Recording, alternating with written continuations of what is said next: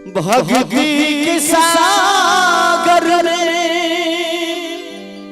डुबकी लगा लो, श्याम का भजन तुम मेरे संगी गा लो, श्याम का भजन तुम मेरे संगी गा लो। भक्ति के सागर में डुबकी लगा लो, भक्ति के सागर में डुबकी लगा लो, श्याम का भजन तुम मेरे संगी गा लो, श्याम का भजन तुम मेरे संगी गा लो।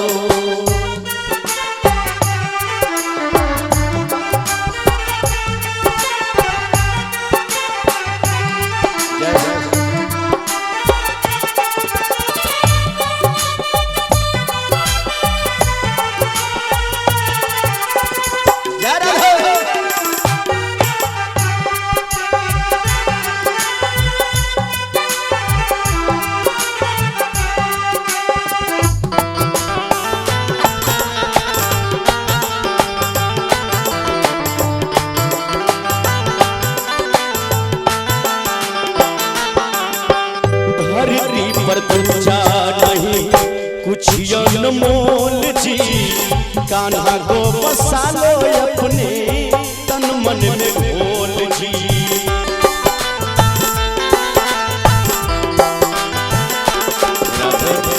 धरती पर दूजा नहीं कुछ अनमोल जी, कान्हा को बसा लो अपने तन मन में घोल जी।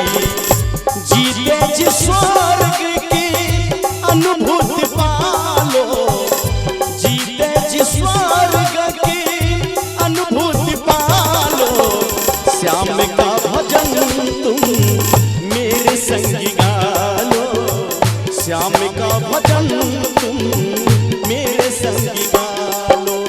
गाओ ना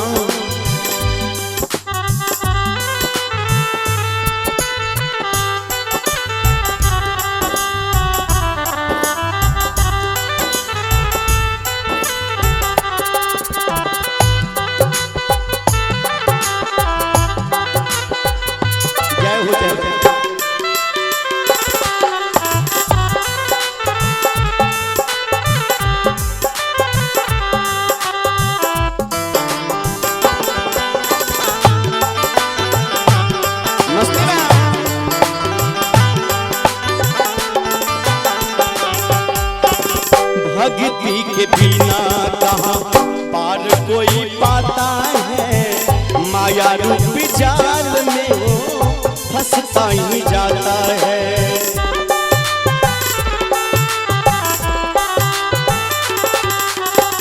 भक्ति के सागर में भक्ति के बिना कहाँ पार कोई पाता है, माया रूपी जाल में वो फंसता ही जाता है।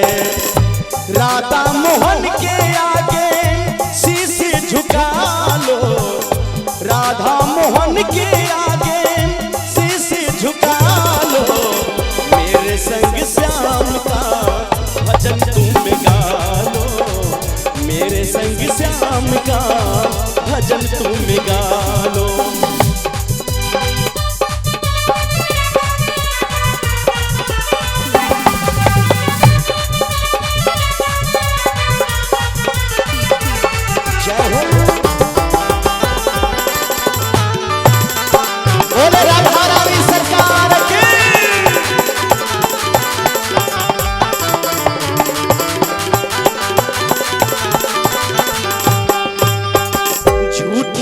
जमाना झूठा लगता बाजार है, राधा स्वामी सच्चा यही प्राणों का आधार है।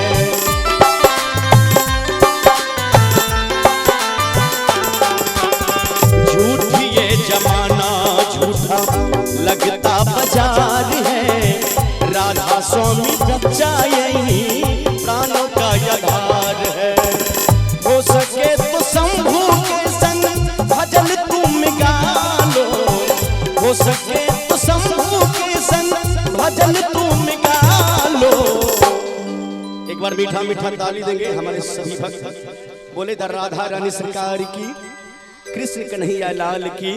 और ताली बजाते हुए सभी भक्तों, श्याम का भजन तुम मेरे